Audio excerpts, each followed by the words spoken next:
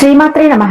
మేషరాశి వారు కోటీశ్వరులు అయ్యే ముందు వీళ్ళకు వచ్చేటటువంటి అతి ముఖ్యమైన సంకేతాలు ఇవే. ఎవరు ఒప్పుకున్నా ఒప్పుకోకపోయినా ఈ రాశి వారికి అదృష్టం వచ్చే ముందు ఈ సిగ్నల్స్ అనేవి వీరికి వస్తాయి.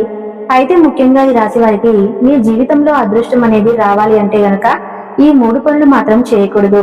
అవి గనుక మీరు చేస్తే మీ జీవితంలో ఎదుగుదల అనేది ఉండదు. ఈ రాశి వారు తమ జీవితంలో ఎటువంటి పనులు చేయకూడదు అనే విషయాన్ని ఇప్పుడు మనం తెలుసుకుందాం. అలాగే మీరు కోటీశ్వరులు అయ్యే ముందు వచ్చే ఆ సంకేతాలు ఏమిటో కూడా ఈ వీడియోలో తెలుసుకుందాము. మీరు చేయవలసిందల్లా ఈ వీడియోని చివరి వరకు చూడటమే. ఈ వీడియో మీకు నచ్చితే లైక్ చేసి షేర్ చేయండి. అలాగే మా ఛానల్ ని సబ్స్క్రైబ్ చేసుకుని మాకు సపోర్ట్ చేయండి. అలాగే ఈ వీడియోస్ హైప్ కూడా ఇవ్వండి. అతి ముఖ్యంగా ఓం లక్ష్మీదేవి నమః అని కామెంట్ చేయండి. రాశి చక్రంలోని 12 రాశులలో మొట్టమొదటి రాశి మేషరాశి. ఈ రాశికి అధిపతి నవగ్రహాలలో సేనాధిపతిగా పిలువబడే కుజుడు. అగ్ని తత్వాన్ని కలిగి ఉండటం వల్ల ఈ రాశి వారిలో అపారమైన శక్తి, ధైర్యం మరియు పరాక్రమం మెండుగా ఉంటాయి. వీరు ఎప్పుడు నూతన ఉత్సాహంతో ఉరకలెత్తుతూ కనిపిస్తారు. ఏదైనా ఒక పనిని ప్రారంభించడంలో వీరి తర్వాతే ఎవరైనా నాయకత్వ లక్షణాలు వీరి రక్తంలోనే ఉంటాయి. వీరు ఇతరుల ఆదేశాలను పాటించడం కంటే తామే ఒక బృందానికి దిశానిర్దేశం చేయటాన్ని అమితంగా ఇష్టపడతారు. ఆత్మవిశ్వాసం వీరి ప్రధాన బలం. కష్టాలు ఎదురైనప్పుడు కుంగిపోకుండా వాటిని ధైర్యంగా ఎదుర్కొని విజయం సాధించే వరకు నిద్రపోరు. మేషరాశి వారి స్వభావం చాలా ప్రదర్శకంగా ఉంటుంది. మనసులో ఏముంటే అదే బయటకు మాట్లాడతారు.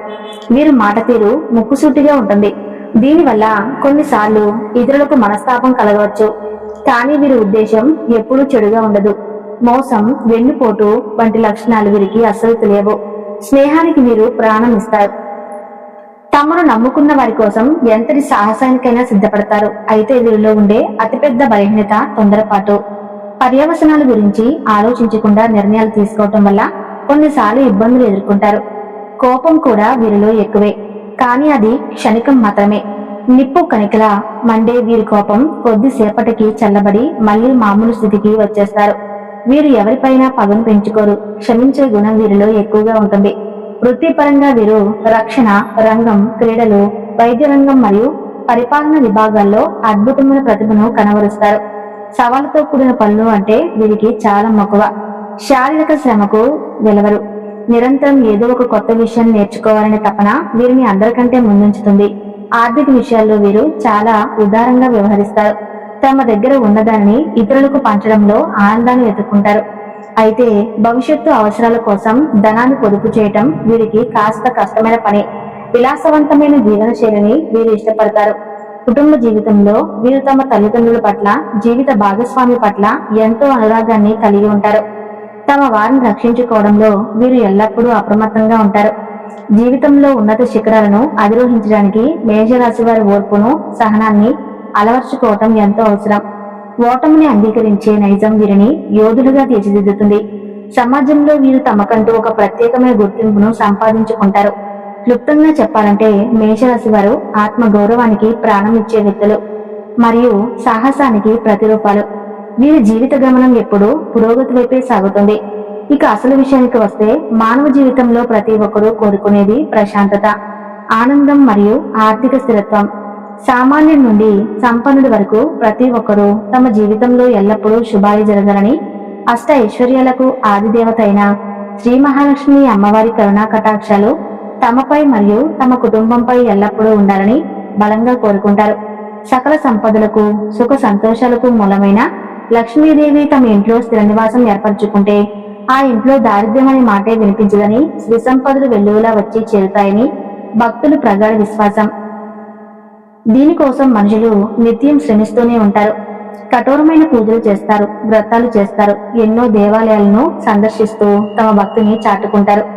జీవితంలో ఎదురయ్యే ఆర్థికపరమైన సమస్యల నుండి, అప్పుల బాధల నుండి విముక్తి పొంది సమాజంలో ఒక ఉన్నత స్థాయికి చేరుకోవాలని, తమ పిల్లలకు మంచి భవిష్యత్తును ఇవ్వాలని ప్రతి క్షణం ఆరాటపడుతూ ఉంటారు. లక్ష్మీ కటాక్షం అంటే డబ్బుకు లోటు ఉండదు, ఐశ్వర్యం వారి వెంటే నడుస్తుంది అన్నది సత్యం. అయితే లక్ష్మీదేవి అనుగ్రహం పొందే ముందు మనకు ప్రకృతి నుండి, మన చుట్టూ ఉన్న పరిసరాల నుండి కొన్ని ప్రత్యేకమైన సంకేతాలు అందుతాయని శాస్త్రాలు చెబుతున్నాయి. ఆ సంకేతాలను గమనించి అర్థం చేసుకుని దానికి అనుగుణంగా ప్రవర్తించడం ద్వారా మనం ఆ అదృష్టాన్ని పూర్తిగా సొంతం చేసుకోవచ్చు. అదే సమయంలో లక్ష్మీ కటాక్షం పొందాలంటే కేవలం పూజలు చేస్తే సరిపోదు. మన నిత్య జీవితంలో మనం చేసే పనులు, మన అలవాట్లు కూడా చాలా కీలకం. కొన్ని రకాల పొరపాట్లు లేదా అశ్రద్ధగా చేసే పనుల వల్ల సాక్షాత్తు లక్ష్మీదేవి ఆగ్రహించి ఆ ఇంటి నుండి నిష్క్రమించే ప్రమాదం ఉంది. మనం చేసే చిన్న చిన్న తప్పులే మనల్ని అదృష్టానికి దూరం చేస్తాయి. లక్ష్మీదేవి స్వతహాగా చంచల స్వభావం కలది. ఆమె ఎక్కడ పరిశుభ్రత, పవిత్రత మరియు ధర్మం ఉంటాయో అక్కడ నిలుస్తుంది.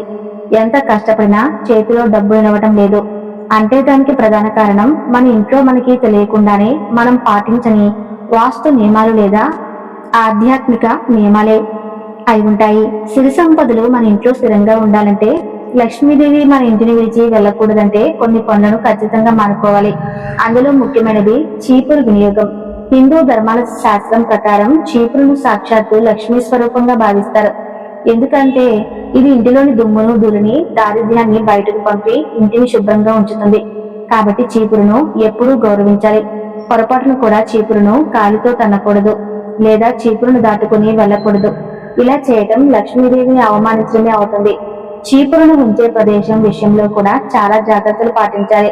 చీపురును ఎప్పుడు ఇంటికి వచ్చే అతిథులకు లేదా బయట వారికి కనిపించేలా పెట్టకూడదు. దీనిని ఒక నిర్ణీత ప్రదేశంలో ఎవరికంటా పడకుండా దాచి ఉంచాలి.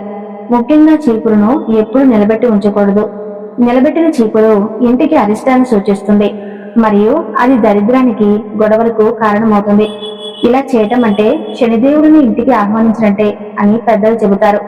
అలాగే పడక గదిలో, మంచం కింద, హాలులో, సోఫా కింద లేదా భోజనం చేసే డైనింగ్ టేబుల్ కింద చీపురును పెట్టడం అత్యంత దోషం.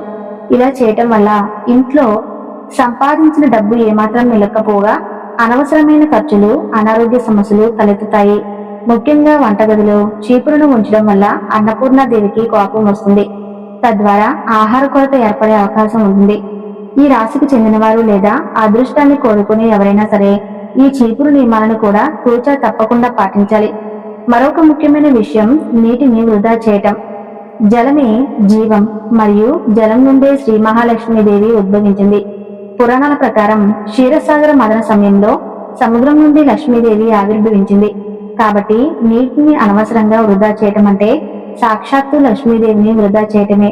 చాలా మంది ఇళ్లలో కుళాయిల నుండి నీరు కారుతూ ఉంటుంది లేదా అవసరానికి మించి నీటిని కింద పారబోస్తారు. వాస్తుశాస్త్రం ప్రకారం ఇంట్లో నీరు ఎలా వృధా పోతుందో అలాగే చేతిలో డబ్బు కూడా అనవసరమైన వాటికి ఖర్చయిపోతుంది. నీటిని వృధా చేసే వారి ఇళ్లలో ఆర్థిక స్థిరత్వం ఉండదు. భవిష్యత్తులో వారు తీవ్రమైన ఆర్థిక ఇబ్బందులను ఎదుర్కోవాల్సి వస్తుంది. ధనవంతులు కూడా పేదవారిగా మారే అవకాశం ఉంది. కాబట్టి నీటిని చాలా పొదుపుగా, అవసరానికి తగినట్టుగా వాడుకోవాలి. ఇలా చేయటం వల్ల పర్యావరణానికి మేలు జరగటమే కాకుండా ఆధ్యాత్మికంగా కూడా లక్ష్మీదేవి అనుగ్రహం లభిస్తుంది. అదేవిధంగా ఆహారం విషయంలో కూడా మనం చాలా జాగ్రత్తగా ఉండాలి. అన్నం పరబ్రహ్మ స్వరూపం అని పెద్దలు చెబుతారు. మనం కష్టపడి సంపాదించేది జానుడు పొట్ట నింపుకోవడానికే. అటువంటి ఆహారాన్ని వండుకున్న తర్వాత లేదా వడ్డించుకున్న తర్వాత వృధా చేయటం, పారేయటం మహాపాపం. అన్నాన్ని వృధా చేస్తే అన్నపూర్ణాదేవి మరియు లక్ష్మీదేవి ఇద్దరూ ఆగ్రహిస్తారు. తిండి గింజలను ఎవరైతే పడేస్తారో వారి ఇంట్లో సిరి సంపదలు నిలవవు. ఆహారాన్ని వృధా చేయటం అంటే మన ఇంటి నుండి లక్ష్మిని మనమే స్వయంగా బయటకు పంపించినట్లు లెక్క. కాబట్టి ఆహారాన్ని వండేటప్పుడు మరి తినేటప్పుడు ఎంతో గౌరవభావంతో ఉండాలి. ఒక్క మెతుకును కూడా వృధా చేయకూడదు. ఒకవేళ మిగిలితే ఆకలితో ఉన్న ఇతర జీవరాశులకు లేదా పేదవారికి పెట్టాలి తప్ప చెత్తబుట్టలో వేయకూడదు. ఈ నియమాన్ని పాటిస్తే ఇంట్లో ధాన్యానికి ఎప్పుడూ లోటు ఉండదు. ఈ రాశి వ్యక్తులు లేదా ఎవరైతే లక్ష్మీ కటాక్షాన్ని కోరుకుంటారో వారు కష్టపడే తత్వాన్ని కలిగి ఉంటారు. కేవలం సంపాదించడమే కాకుండా సంపాదించిన దానిలో ఎంతో కొంత భాగాన్ని సమాజ హితం కోసం, లేని వారి కోసం ఖర్చు చేయాలి. దానం చేయటం వల్ల పుణ్యం పెరుగుతుంది మరియు పూర్వజన్మ పాపాలు, దోషాలు నశిస్తాయి. ముఖ్యంగా పేదవారికి అన్నదానం లేదా వస్త్రదానం చేయటం వల్ల విశేషమైన ఫలితాలు కలుగుతాయి. మన చేతి మీదుగా 10 మందికి సహాయం చేస్తే ఆ 10 మంది ఆశీస్సులు మనకు రక్షణగా నిలుస్తాయి. దాన ధర్మాల వల్ల నవగ్రహ దోషాలు కూడా తొలగిపోతాయని జ్యోతిష శాస్త్రం చెబుతుంది. ఇక పూజా విధానానికి వస్తే లక్ష్మీదేవిని ప్రసన్నం చేసుకోవడానికి ఎర్రటి పూలు అత్యంత శ్రేష్టమైనవి. చాలా మంది సాధారణంగా దొరికే తెల్లటి పూలతో పూజిస్తుంటారు. కానీ అమ్మవారికి ఎరుపు రంగు అంటే అమితమైన ఇష్టం. మందార పూలు, ఎర్రటి గులాబీలు లేదా బంతి, చామంతి వంటి పూలతో అమ్మవారిని అలంకరించి పూజిస్తే ఆమె త్వరగా కరుణిస్తుంది. ఎరుపు రంగు శక్తికి, సౌభాగ్యానికి ప్రతీక కాబట్టి ప్రతి శుక్రవారం లేదా మంగళవారం అమ్మవారిని ఎర్రటి పుష్పాలతో అర్చన చేస్తే అతి త్వరగా లక్ష్మీ కటాక్షం సిద్ధిస్తుంది. మీ ఇంటికి అదృష్టం రాబోతుంది అనడానికి ప్రకృతి కొన్ని ముందస్తు సంకేతాలను ఇస్తుంది. వాటిలో ముఖ్యమైనవి బల్లి. సాధారణంగా బల్లిని చూస్తే భయపడతాం, కానీ శాస్త్రం ప్రకారం మీ ఇంటి గోడ మీద ఒకేసారి 3 బల్లులు కనిపిస్తే అది లక్ష్మీదేవి రాకకు బలమైన సంకేతం. ఇది అత్యంత అరుదైన దృశ్యం కాబట్టి అలా కనిపిస్తే మీ కష్టాలు తీరిపోయి సుఖ సంతోషాలు రాబోతున్నాయని అర్థం చేసుకోవాలి. అలాగే పక్షులు మీ ఇంటి ఆవరణలో గూడు కట్టుకోవటం కూడా చాలా మంచి శకునం. పక్షులు ఎక్కడైతే సురక్షితంగా భావిస్తాయో అక్కడ సానుకూల శక్తి, పాజిటివ్ ఎనర్జీ ఉంటుంది. అటువంటి గూళ్లను పొరపాటును కూడా తొలగించకూడదు, వాటికి హాని తలపెట్టకూడదు. అలాగే చీమల కదలికలు కూడా భవిష్యత్తును సూచిస్తాయి. ఇంటి పరిసరాల్లో నల్ల చీమల గుంపులు గుంపులుగా ఒక వరుస క్రమంలో వెళుతుంటే అది ఐశ్వర్యానికి సంకేతం. త్వరలో మీకు ఆకస్మిక ధనలాభం కలుగుతుందని అర్థం. అదే ఎర్రచీమలు కనిపిస్తే మాత్రం కాస్త జాగ్రత్తగా ఉండాలి. అవి గొడవలకు లేదా ధన నష్టానికి సూచికలు కావచ్చు. నల్ల చీమలకు పంచదార లేదా ఆహారం వేయటం ద్వారా శనిదోషాలు తొలగిపోతాయి. కేవలం బయట ప్రపంచంలోనే కాకుండా మన కళల ద్వారా కూడా దైవం మనకు సంకేతాలను పంపిస్తుంది. కొన్ని రకాల కళలు వస్తే మీకు అదృష్టం పట్టబోతుందని అర్థం. ఉదాహరణకు కళలో తులసి మొక్క కనిపించడం లేదా తులసి మొక్క చుట్టూ బల్లులు ఉన్నట్లు కనిపిస్తే సాక్షాత్తు లక్ష్మీదేవి మీ ఇంటికి రాబోతుందని సంకేతం. అలాగే చేతిలో విపరీతంగా దురద పెట్టినట్టు అనిపిస్తే చేతికి పెద్ద మొత్తంలో డబ్బు అందబోతుందని అర్థం. కలలో పాము కనిపించడం సాధారణంగా భయాన్ని కలిగిస్తుంది, కానీ కొన్ని సందర్భాల్లో అది శుభ సూచకం. ముఖ్యంగా 2 తలల పాము కలలో కనిపిస్తే అది విపరీతమైన రాజయోగాన్ని, అదృష్టాన్ని సూచిస్తుంది. అలాగే కలలో గుడ్లగూబ లక్ష్మీదేవి వాహనం, ఏనుగు గజలక్ష్మి స్వరూపం, శంఖం విజయానికి చిహ్నం, చీపురు లేదా గులాబీ పూలు కనిపించడం ఐశ్వర్య ప్రాప్తికి నిదర్శనాలు. ఏనుగు ఘింకారంతో మీ ఇంటి వైపు వస్తున్నట్లు కనిపిస్తే మీ కీర్తి ప్రతిష్టలు పెరుగుతాయని అర్థం. చివరిగా ఈ రాశి వ్యక్తులు లేదా ఎవరైనా సరే పైన చెప్పిన నియమాలను పాటిస్తూ తప్పులను సరిదిద్దుకుని ముందుకు సాగితే జీవితంలో అద్భుతమైన మార్పులను చూస్తారు. కోటీశ్వరులు కావాలనే కోరిక నెరవేరాలంటే దైవానుగ్రహంతో పాటు మన ప్రవర్తన కూడా ముఖ్యం. చీపురు, నీరు, ఆహారం విషయంలో జాగ్రత్తలు తీసుకుంటూ దాన ధర్మాలు చేస్తూ ప్రకృతి ఇచ్చే సంకేతాలను గమనిస్తూ ఉంటే లక్ష్మీదేవి కటాక్షం ఖచ్చితంగా లభిస్తుంది. ఎప్పుడైతే మీలో భక్తి, శ్రద్ధ మరియు క్రమశిక్షణ ఉంటాయో అప్పుడు లక్ష్మీదేవి మీ ఇల్లు వైకుంఠంగా భావించి స్థిర నివాసం ఉంటుంది. మీకు కలలో కానీ నిజ జీవితంలో కానీ పైన పేర్కొన్న శుభ సంకేతాలు కనిపిస్తే వాటిని నిర్లక్ష్యం చేయకుండా దైవానికి కృతజ్ఞతలు చెప్పుకొని మీ ప్రయత్నాలను మరింత ముమ్మరం చేయండి. అమ్మవారి ఆశీస్సులతో మీ జీవితం సుఖమయంగా మారుతుంది. ఈ వీడియోలో ఉన్న సమాచారం మీకు నచ్చితే తప్పకుండా ఈ వీడియోకి లైక్ చేయండి. అలానే ఓం నమః శివాయ అని కామెంట్ చేయండి.